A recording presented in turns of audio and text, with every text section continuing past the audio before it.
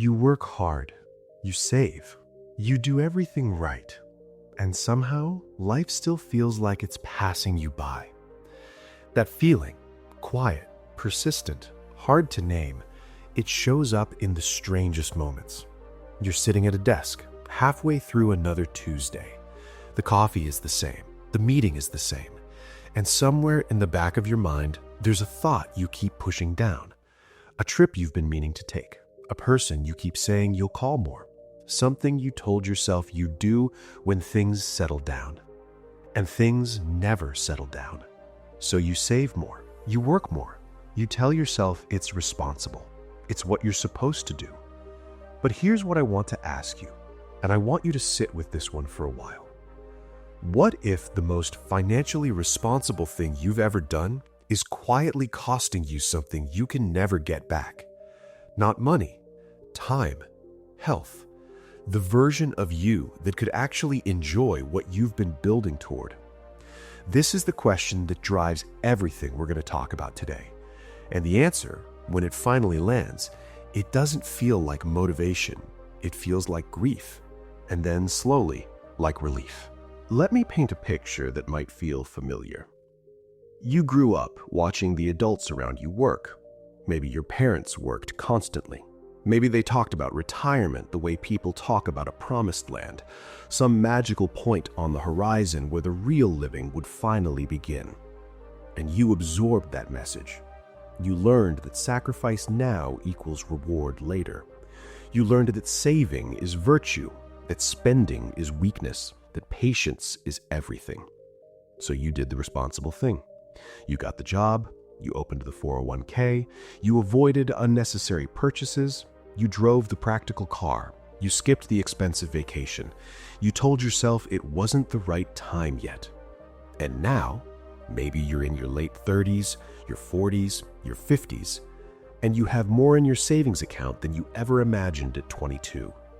But you also have a list of things you haven't done yet, people you haven't seen in years, places you keep saying next year about, and a body that is just a little more tired than it used to be.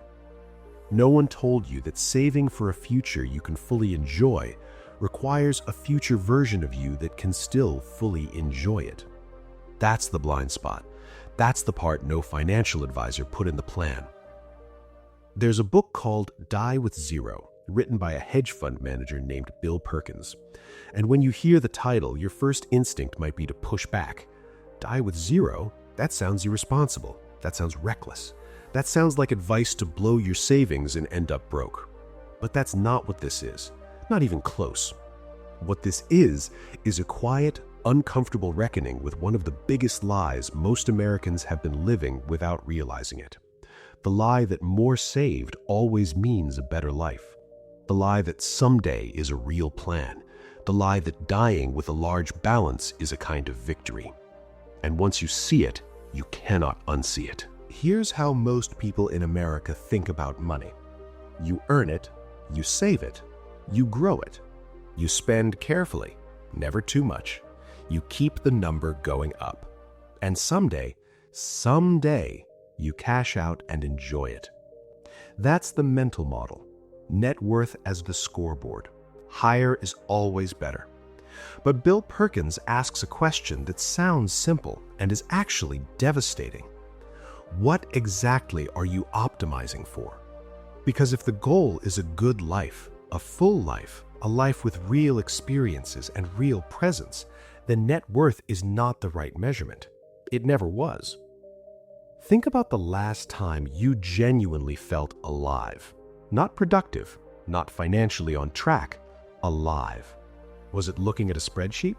Or was it a trip you almost didn't take? A night with people you love? A moment where you forgot to check your phone? Those moments are what the whole thing is supposed to be for. But most people treat them like luxuries. Things you do if you're financially secure enough. Things you earn after enough sacrifice. The problem is that the math doesn't work. Because the math doesn't account for you, your actual human body, your actual health, your actual relationships, your actual energy at 65 versus your energy at 38. Perkins is not telling you to be reckless. He's telling you that money has a shelf life, and so do you. Here's something most people understand intellectually, but never really feel until it's too late.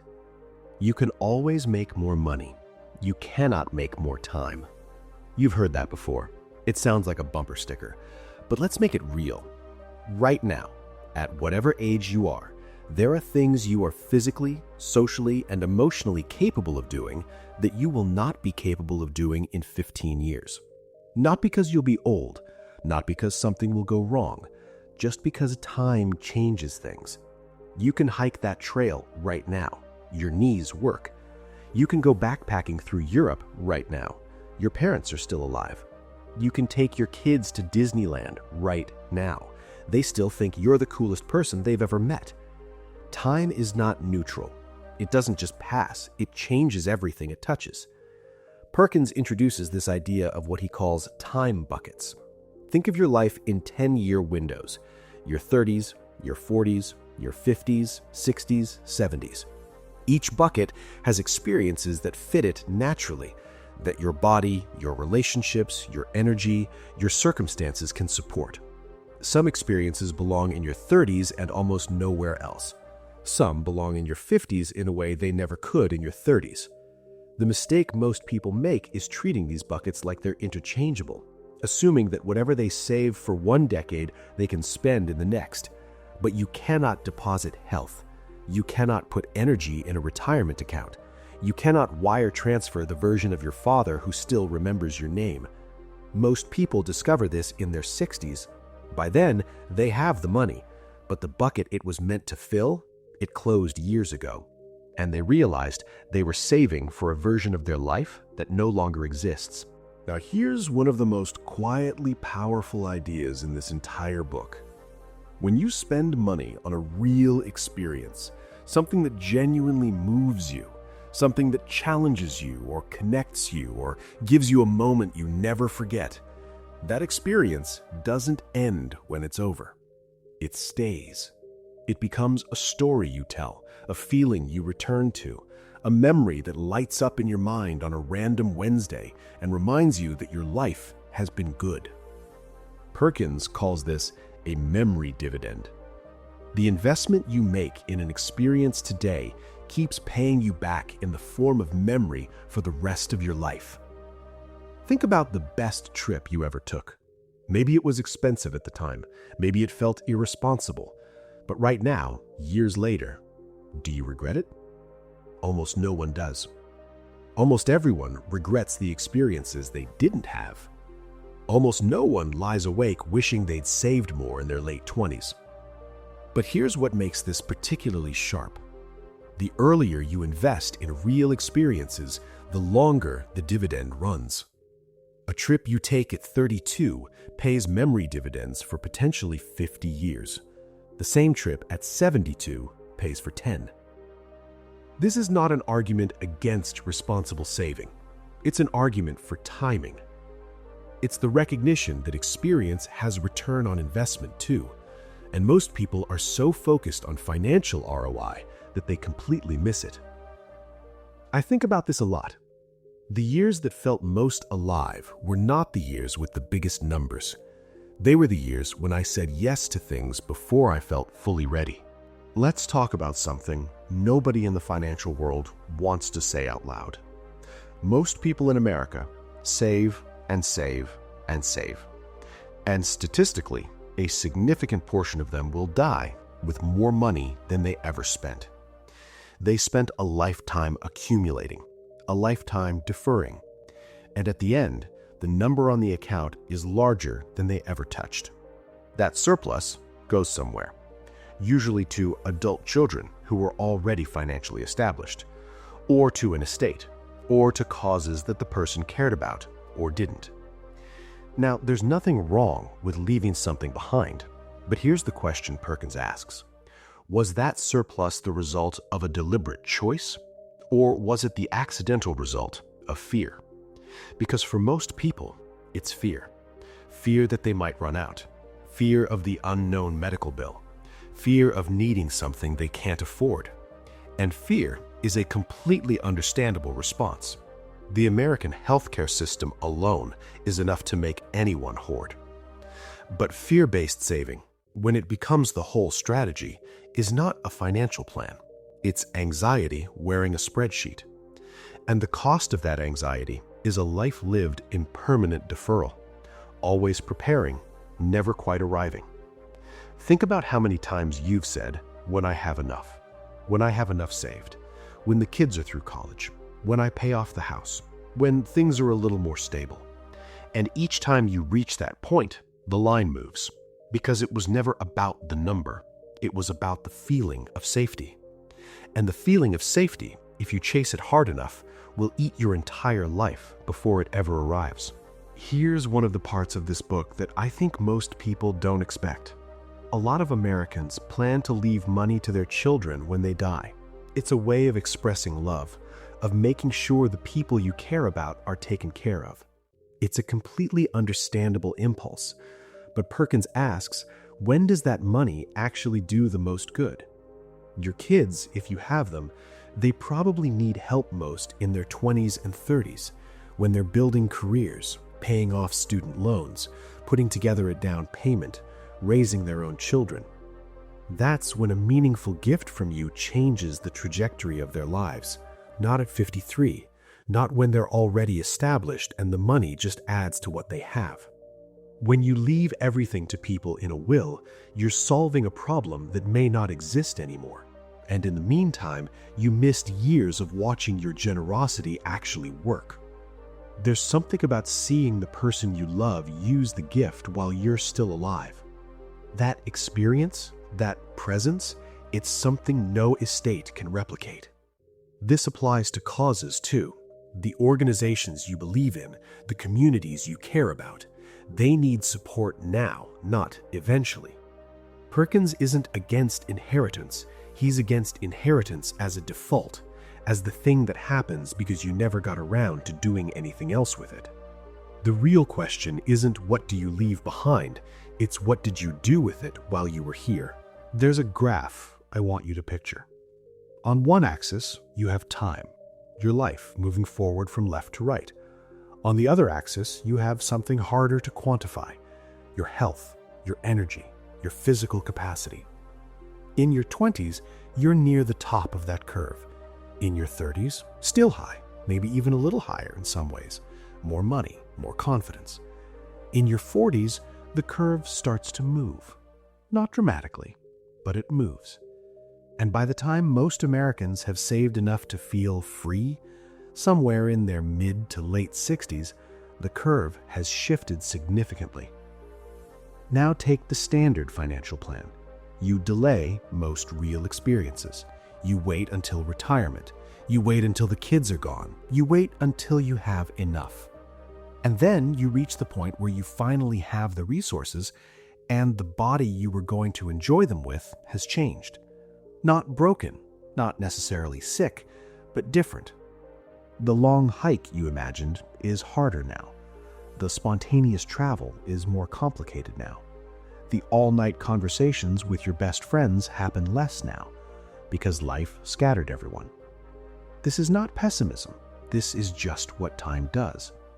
And the tragedy is that most people don't plan around this curve. They plan as if 65-year-old them will have the same capacity as 40-year-old them, just with more money. They won't. The version of you that is most capable of squeezing joy out of this world is not the version at the end of the plan. It's the version you're dealing with right now. Let me bring these pieces together, because I think they point to something most people feel but have never said clearly. The fear underneath all of this, the reason most Americans oversave and underlive, is not greed. It's not even irresponsibility. It's a deep, quiet belief that they haven't earned it yet, that life is still happening later, that the real version of their life, the one with the experiences, the presence, the full engagement, is waiting somewhere on the other side of enough. And so they stay in the preparation phase for years, for decades, preparing for a life they never quite step into. This is not a money problem. It's a timing problem. It's a belief problem. Because the math of a good life doesn't work the same way as the math of a savings account. A savings account rewards patience unconditionally. Wait longer, earn more. A life rewards engagement. And engagement has windows. Some of them close. The person who waits to travel until they're comfortable sometimes finds out at 60 that their spouse's health changed, or their own did, or the kids they wanted to show the world aren't kids anymore. The person who waited to spend more time with their parents sometimes finds out that they waited too long. None of this is guaranteed to happen, but none of it is guaranteed not to. And the question Perkins is asking, the one this whole book is built on, is whether your plan accounts for that. Whether you've been living as if time is unlimited, as if health is permanent, as if the people you love will always be exactly where you left them. Most plans don't account for any of that. So now we get to the part that matters. Not the theory, the actual shift. And I want to be honest with you before I say this. This is not easy. The habits we're talking about, deferring, saving, waiting, they're deeply ingrained. In a lot of cases, they're wise. The American system punishes people who have nothing saved. Healthcare is expensive. Emergencies are real. Retirement infrastructure is fragile. I'm not telling you to stop saving. I'm not telling you to spend irresponsibly. What I'm telling you is this. Your financial plan needs a life audit alongside it. Most people have a number they're working toward, a retirement target, a savings goal, but very few people have an experience target. What are the things you actually want to do, not as a reward after enough, but as an integrated part of being alive? What's on that list? And more importantly, what's the window for each thing on that list? Because some of them have windows, and the windows are smaller than you think. The second shift is simpler. Stop thinking about giving as something that happens at the end. If there are people in your life who need support, who could genuinely use what you have right now, why is the plan to give it to them after you're gone? Give while you can see what it does. Give while you can be part of it. Give while it means something to both of you. That's not financial recklessness. That's financial clarity. And the third shift, the one that holds everything else, is letting go of the idea that more is always better. More saved doesn't always mean more secure. Sometimes it just means more deferred. Security is real. The need for it is real. But there's a line between security and hoarding, between prudence and paralysis. Finding that line, your specific line, is the actual work. Remember what I asked you at the start. What if the most financially responsible thing you've ever done is quietly costing you something you can never get back? Here's the honest answer. For most people, not all, but most, the answer is yes. Not because they made bad decisions, but because they made decisions inside a framework that only measured one thing, a framework that told them the goal was to accumulate, to defer, to wait, and they followed that framework faithfully. The problem was never discipline, it was never dedication, it was the definition of success. Die with zero doesn't mean be reckless, it means be intentional. It means ask at every stage of your life whether what you're doing right now is actually connected to what you're living for. It means the goal is not a large final balance. The goal is a full life, fully lived. One where when you reach the end, whenever that is, the resources you had were used the way you actually meant to use them. Not hoarded, not wasted. Spent wisely on the people and places and moments that made the whole thing worth it. That's not a small idea. For most Americans, it's a complete reversal. And it starts not with a financial plan. It starts with the question, what exactly am I saving this for? And when are you actually going to do it? If this shifted something in how you're thinking about time and money, the next one we put out takes that even further. You'll probably want to stick around for it.